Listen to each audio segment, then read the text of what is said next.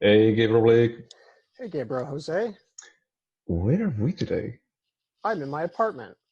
Oh, your Still, apartment. I Oh, haven't okay. left like 4 days. Wow, that's impressive. Did you, can you even imagine a reality that actually the rest of the world disappears outside of your apartment and you just keep living And you just inside don't there? notice. Yep. You know, like some kind of the Twilight Zone episode that is that the rest of the world has disappeared and you actually started living in a simulation of reality, but it's going to take you like 2 weeks to realize because you don't go out. Danny Boyle should direct that script. Well, yeah, and probably written by Alex Garland.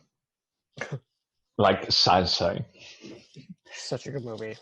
the three parts of Sunshine. Yeah, Three acts. amazing. Yeah, the three acts. There are two acts and then a big fuck you. So what did we watch today? We watched a film from French Canada called Tom at the Farm.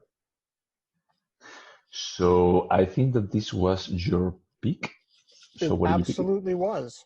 And Mm-hmm. the reason I picked it is because I really wanted to watch this Jacques Audiard film, Read My Lips, that has some big name actors. I really like that director. It was before he got all pretentious. And turns out we couldn't find that movie to stream anywhere, like anywhere, not even in Filmin.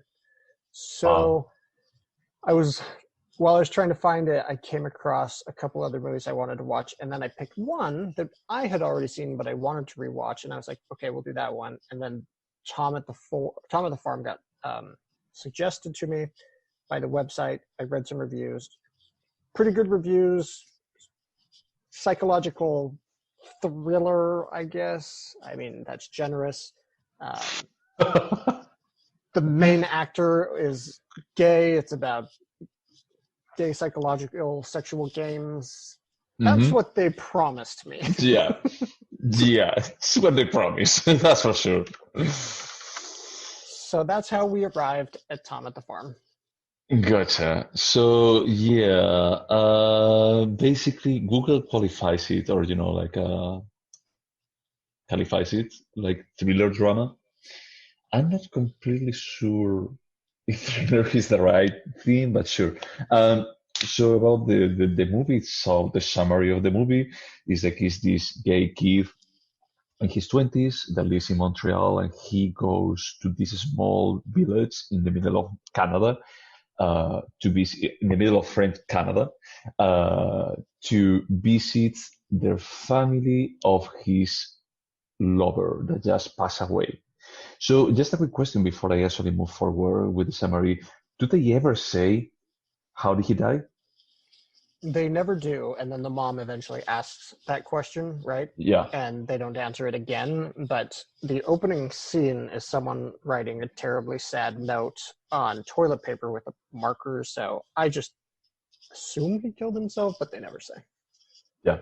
So that's it. He killed himself. Well, he killed himself. He died. We don't know exactly how.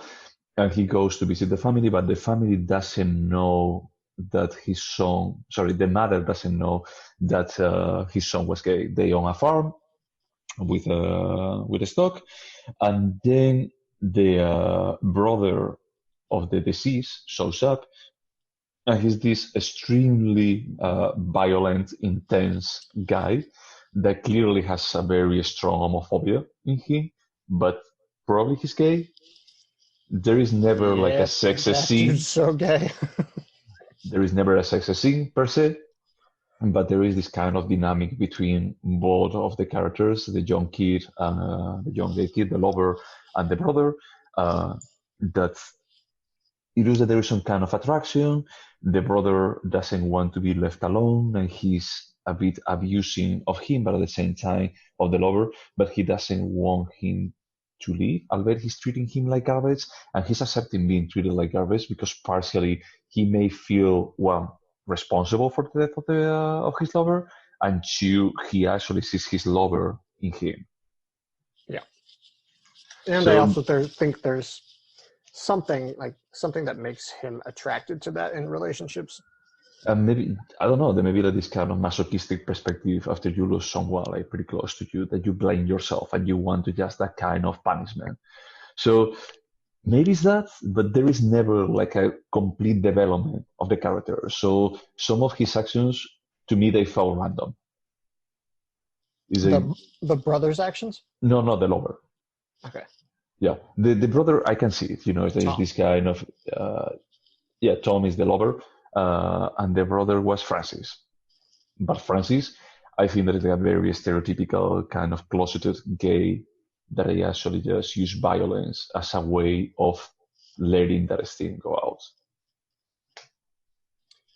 And he feels trapped in his life because he's like just taking care of the mother, and supposedly the mother couldn't actually survive by herself because already having some mental problems, so he needs to stay there. So overall, I thought that it was okay.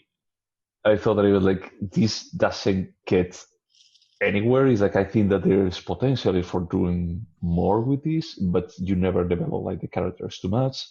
You don't get to full displaying sex, and it's not about like I'm going to be the living things in the middle.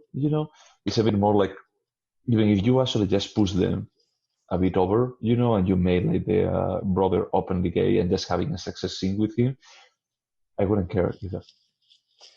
Yeah, I wanted it to occasionally reach,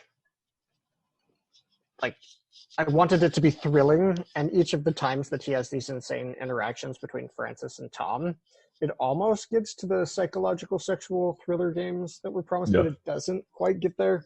And it's not really believable, any of it.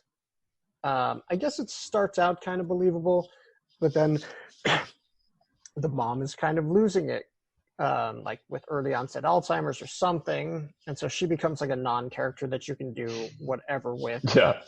You can say horrible things to, and she doesn't like register them. And other times she's completely, clear-headed, I lose it. and Yeah, the brother's motivations for that final attack that was explained isn't really explained. And I don't need things spelled out for me, but you have to understand the significance behind them for them to impact the watcher emotionally, and it yeah. just doesn't do that. Also, we should call out that Tom is actually the director of the film. Oh yeah, and he was what 25, 27 when he directed this. 26, I think, when he made 26, this, and it's like his fourth film that he directed. So, do you know that the bartender at the end, where he's on the I remember him. yeah, so that's his father. Hmm. So he directed his own father. I mean, And, I would say 30% of the movie is close-ups of Tom's face. yeah, Like, clearly the guy has a thing for himself. and he's not that talented as an actor. I mean, I'm sorry, he may He's not actually. like bad. He's not bad. Like Tommy Wiseau. Okay, but he's not at a point in his career that he can sustain a movie that he lacks on the screenplay. I didn't care about him. It's like from the scene when he's like about to drive away after the ceremony, you know, and he's like, okay, I'm going to be like driving away, and then he's like, fuck you, fuck you. He started like just talking in English, like swearing in English a couple of times. Yeah, that was weird to me, but It was like, look, if at this point I should just start like developing any kind of how do you say, like empathy for this character, you can fail. I'm sorry. And I think that from this point on, I think that the movie just started like just going downhill for me. Not bad, but it's more like, sure, you can just throw whatever you want at me. And when they introduced and Sarah, they did. They threw what? Oh, when Sarah showed up, at that particularly point, her revelation in the driveway about her having I sex. had sex. Everyone has Everybody sex did. with me. He sent coded message to us depending on how you were riding the bike. I was like, no, this is where the movie jumped the shark. I mean, it got back on track a little bit, I think, but I was like, this is your plot device? Fuck you, man. But at the same time, it's like, look, that should have been a big revelation and changed Tom in any kind of way. It didn't. Nope. It did, even like the screenplay was a bit like weak at that point. I was like, shouldn't this character react? Is that this character was like completely in love with that guy? Shouldn't be like just feeling completely betrayed right now? Or are you trying to tell me what is his name? Alice Xavier Dolan? Xavier Dolan, are you trying to tell me that this character is broken so much at this point by Francis that he doesn't care anymore? I don't know, man. I mean, it just felt like, look, you need a better screenwriter. That's the first thing. Well, did you know that this is based on a somewhat celebrated play? But that's what I'm saying. Like, I don't think that this is bad per se. I think that this No. has potential to be good. What I was going to say is I would be curious what the play is, because if it's a good play, I like movies that are based on plays. I like the sets and the dialogue, and this was just like, what? Dull. It was dull. It wasn't shockingly bad. There were bad parts. There were definitely problems, but it wasn't good. I mean, this is the definition of a mediocre film. Yeah. No, I agree. I mean, it's an okay kind of feel. I didn't regret watching it. I would never recommend it. I would never watch it again. The funny thing is, like, and this is the thing that I was thinking while I was watching this. Like, so there is a genre of films that it can be qualified as gay people in a farm. And this is not the best by far. It's like God's Soul Country is significantly better That's than exactly this. what I was thinking. That's because it's like one of the 5 good gay movies to come out in the last 10 years. There's God's Own Country, Weekend, and then that's it. But I was thinking, when I was watching this movie, I was thinking about the discussion that we had some weeks ago about if we, as gay people, we should be supporting gay cinema at any price, Even regardless if it's good or mediocre, not. like Tom at Yeah. the Farm. And yeah, this was one of the movies like, no, I don't think that I would have ever watched this if this was not like openly gay. Well, and it's not that openly gay. Yeah, I mean, it's definitely there. I would have watched this movie if it was about straight, like heterosexual relationships, as long as I got the fucking psychological sexual games I was promised, and they weren't there. Like this, it wanted to be L. Oh, Wizards. Yeah, no, but it was not as sick as L. No, and L just had a lot more balls. Yeah. It has more meat to it. This movie doesn't have any kind of meat. It's that this movie, Nope. I don't know what is the selling point. I mean, when they talk the whole movie about how terrible Francis is, it's like I was expecting like something. I mean, that was bad what he did, but it's like at the same time I was thinking something like really big, that it was going to be some kind of revelation that it would turn the whole movie upside down. Yep, I did too. Like a David Fincher movie, a David Fincher movie. It's like, nope, this is it. It's like he just did that like 20 years, 10 years ago. He said, okay, cool, right on. And then he randomly runs into the guys like, that pissed me off. I was like, yeah, no, Did you this like? was disappointing ultimately. Yeah. Did you like that scene where Tom is running through the forest towards the end with the shovel in his hand, and they have like this effect of narrowing down the film? I can't say that I noticed the effect, but I will say in the director's defense, he is able to build suspense in a few scenes. I thought that was pretty well done. I thought the cornfield scene, Yeah. that was before we knew anything, and there were still like, oh, this could end up to be exciting. But I mean, the thing is, like, the characters almost feel like caricatures. Yeah, they do. They're not three-dimensional in the Yeah. slightest. Francis is like a one-note character. Tom is a character that I don't care at all about him. I think he was supposed to be a blank canvas. We don't know anything about him. We don't know if he's closeted. We don't know if he's happy. We don't know what his life is like in Montreal, and he never shows anything. So, But look, when you have like a good blank canvas, you want to know more about this character. I didn't care.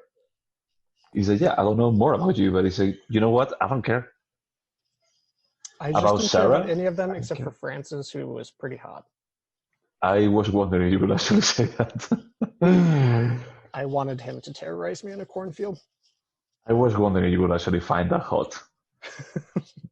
I told you, Different. what are my criteria? Older and a little bit mean to me. That's my type. A little bit mean. So this guy basically just start punching him in the face and then spitting his mouth. I don't know if that qualifies as mean or as something else, or just violence and abuse. But the spitting in the mouth, that was overtly sexual. That is a thing people do sexually. Like bullies spit in your face for sure, not in your mouth. All right. No, no. I get that. But at the same time, I was thinking like, no, he's just doing it from the perspective that that's as gross as it gets because it goes into your mouth. And even that wasn't shocking. I was like, okay, let's get to the real stuff. Never Yeah. came. It was all just And it's funny that you find Francis hot. The one that he actually found hot was the bartender. I'm gonna have to go back and look at him because I think, yeah, I could see that being your type. Yeah, he was just a stocky daddy. Stocky. So what would you score this? I will give it a 5. I mean, 5.2. It's perfectly mediocre.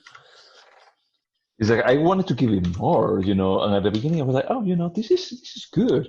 It was like going to be like going with a 6, but as the more that it progressed, I was like, this is not good. Very disappointing. I mean, it's not bad, but Pablo, my husband, had seen this movie okay. before, and he never recommended it to me, and now I know why. Understand Even the why. guy who paid $15 to go see RoboCop understood this. This wasn't an important film. That's not to say I wouldn't go back and check out the guy's other films, the director's other films. I don't know. I'm curious about it. I mean, I don't know how I feel about a really young director. I always feel like pretty weird about it. Steven Soderbergh was like 23 when he directed Sex, Lies, and Videotapes. 23 only? Wow. Okay. So, by the way, your camera just completely froze. Oh. All right. So for next time, I was thinking, I don't know why oh yeah, it came back. I don't know why it came to my mind Cecile B. DeMille. Did you ever watch anything by him? No, but I do know. I'm ready for my close-up now, Mr. Mr. DeMille, I know. Yeah. So I don't know why I heard like a couple of times about The Greatest Show on Earth. That is a movie set on a circus. Yeah, Hugh Jackman killed it. I mean, I've got this collector's edition Blu-ray. You do? Oh, good for you, man. I don't That think was that it's a all musical. sarcasm. All of it was sarcasm. I don't think that it actually has to do anything with that one, but sure, because a bit of a trapezist. It's about a couple of trapezist. Oh, I really thought it was like a remake. Interesting. No, that was The Greatest Showman. Not show on earth, showman. So yeah, I'm going to be like picking that. So probably you will hate it because I think that is the 30s drama, melodrama kind of thing. I hope it's German. From Hollywood. I hate classic Hollywood. And it's 2 hours and a half, so I'm sorry. You can just start thinking about what comes next. I think we should start taking turns, but we should count the hours, not the single unit.